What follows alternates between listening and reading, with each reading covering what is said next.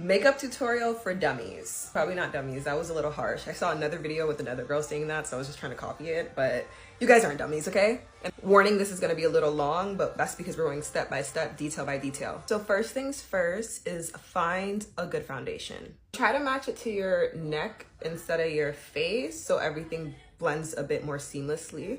Something I had to learn the hard way. For first timers, I think a beauty blender is a bit easier to work with than starting with brushes. Take your time blending your foundation out and don't use a lot of product. Use a little and just kind of build it up to what your skin needs.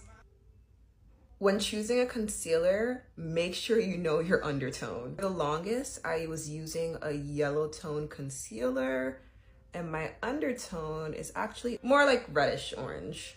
What I needed to use was something more golden than yellow. I love to apply my concealer this way because when you sculpt it up like that, it just gives you more of like a lifted look to your eyes. So as you guys can see, I did not use a lot of product. If you're a beginner, because if you use too much product, you will have a very difficult time blending it out.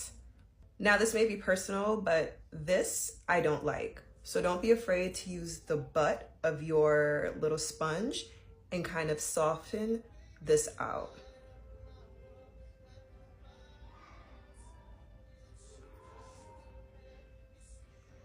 For blending out your nose, try to use the pointiest tip of your blender and slightly dab so we don't spread that concealer all over the nose.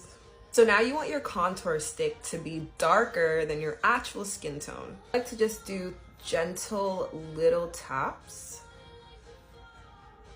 and only along the baseline of my cheek. Here's a little bit of taps along the side of my nose and the front of it. That's all for you ladies starting out. We're not gonna go too crazy because you can end up looking real dirty if you don't know what you're doing with this. The big body. And pat it out, so. To blend this.